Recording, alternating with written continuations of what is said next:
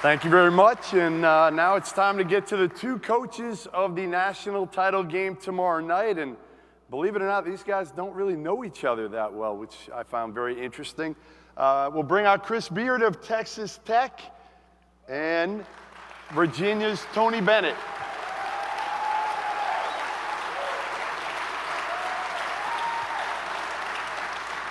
All right, guys. So, I mean, listen, you guys all know each other. I don't understand this. You know, we're out in July, you're out in April, you're recruiting, but you guys really haven't, backstage was kind of the first time you guys have really had a conversation, right? Well, we've talked before and certainly have the utmost respect for the job Chris has done in watching his teams play. And again, on the road and seeing each other, but I wouldn't say close friends. You're going to be close friends, you know, after tomorrow night, Chris?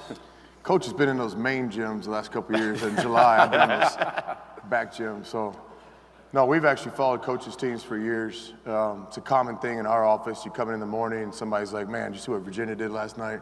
Then 11-point half defensively. We'll all go in the film room and watch it. So it's like surreal to be in this game.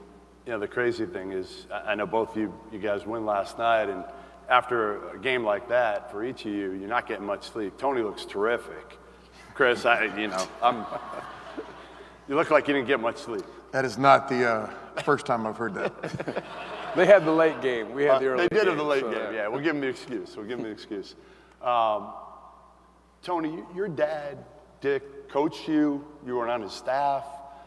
He's here, but he didn't come to the game last night. Yeah, he's hit or miss. Sometimes he came to our game.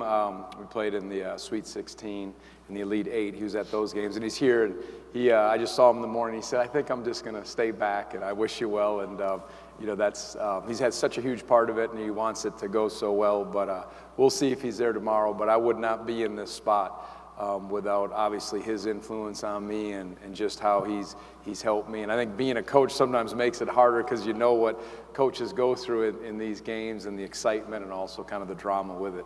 What was he doing during your game? Do you know? He wasn't watching it. I don't know. Actually, he tells me what he's done now is every time when our games are going on, he'll pick one of the grandkids and he'll write them a letter during the game. So they're getting some long letters, the grandkids are, well, and who knows what. So, but that's what he says he does kind of to pass the time. All right, so Chris, 8 years ago, you were coaching in the ABA. I want to know what the +1 rule is in the ABA. We had some crazy rules in that league. You know, the history of basketball, the ABA, I think, is the first league with three-point shot, some special things. And so the current ABA, which is basically minor league basketball, does some things. But the +1, if you get a steal in the backcourt, then your next basket's +1. It creates some excitement. A little bit out of my comfort zone as a college coach. We actually didn't tell our team before 5 minutes before tip. But no, just very blessed to be around the game that I really love. Can you quickly recite all your stops over the last 8 years since the ABA? Quick. Come on. Let's see. Since the ABA? Since ABA. We did You're thinking too much right McMurray University, Angelo State, University of Arkansas, Little Rock, then Texas Tech. We talked in July, and I've never seen not only a coach, not only a person handle something with so much class, but also your players. And I was there for ACC Media Day, and Kyle Guy, Jack Salt were there. And it was incredible to me, absolutely incredible, the humility and just how you were able to do it and make it a teaching moment. What is it like now to be here a year after being there? Well, you don't have a choice when you're humbled like that, and we had to go through it together. And because guys, the guys I have, DeAndre Hunter's here, and our players, we kind of encouraged and supported one another through it.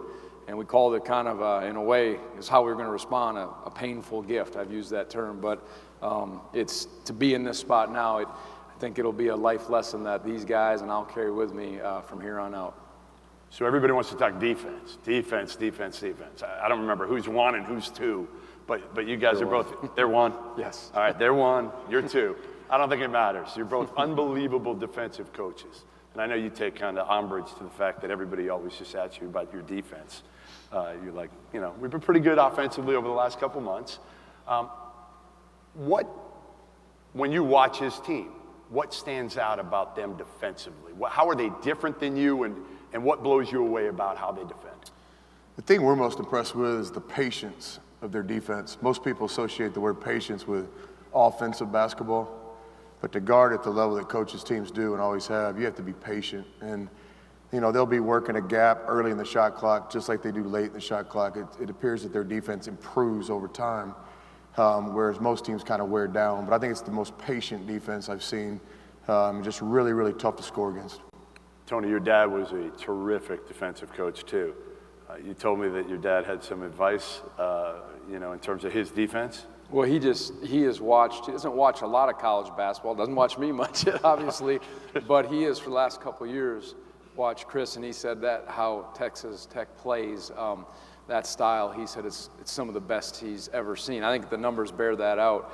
And again, the way they can impose their will and take things away, and they can do multiple things, they really force you to be good. And it is, I've watched it. I saw you play Duke early in the year, and you could see the signs of that. And this is going now for not just this year, it's been for a while. Chris, you invited me like a month ago on my podcast to do floating rivers with you. I still don't know what that means exactly. I'm a Boston guy. Floating rivers.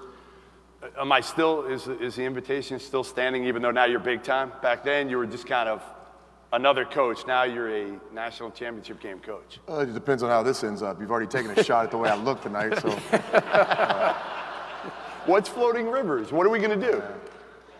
I really believe in balance.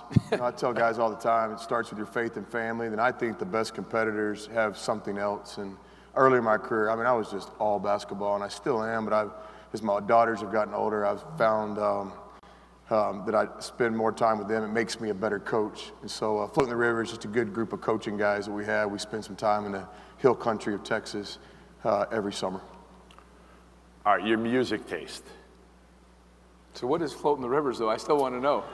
Rivers. Inner tube. Oh, river okay, takes gotcha. you. Okay. Kind of like what you did with your team. Yeah, we did a whitewater Didn't you do rafting. whitewater rafting? Yeah, we did. My guess is it was probably a little bit different. It was, Like, do you end up in the water all the time? Yes. Like, are you trying to end up in the water? Don't try, but when you hang out with the Chris Ogdens and Matt Figures of the world, You're it in. happens.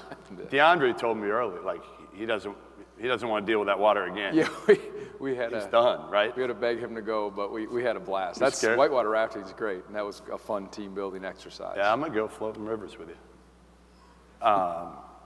Boys to Men. Actually, it's a Philadelphia group, so I know. I think that's why DeAndre came and played, because I like Boys to Men, and we recruited him. So Can we get you to sing a little Boys to I've Men? got the name, Come but on. not the voice. You so can't do I it. Cannot sing I'm not gonna at ask all. you to sing That's Tony all right. Bennett songs. I'm gonna ask you to sing Boys to Men, little You can Motown try Philly. as hard as you want. It ain't It's not gonna happening, happen? Jeff, no. All right, I try to dig for some dirt for you. It's not easy. I gotta say. For him, I can find some dirt. Much easier. For you, it is not easy. 7th grade, you were in a wrestling class with Brad Soderberg. He was the student teacher. Student teacher. And your now sports information director, Eric Backer, told me that you guys kind of went out. He had you guys wrestling, and you were Jimmy Superfly Snuka? Tony Superfly Snuka. We had to pick Tony an Superfly. all-star wrestling name. That was Right. part of our assignment. That was going to be our name for the class. So. I heard a chokehold ensued. What happened? There was a neck strain. I think it was a legal hold, but He said it was illegal. Yeah, well, He said you tried to choke him out. What's going on? 7th grade, you're young. So who can say? Who can say? Did you get grounded for that? I don't think so. All right, well, listen, guys, we really appreciate you being with us. Two, not only terrific coaches, but I've known both of you for a long time, and terrific people, and it's going to be fun tomorrow night. It's going to be fun, so enjoy it, and again, thanks for coming by. Thanks, Jeff.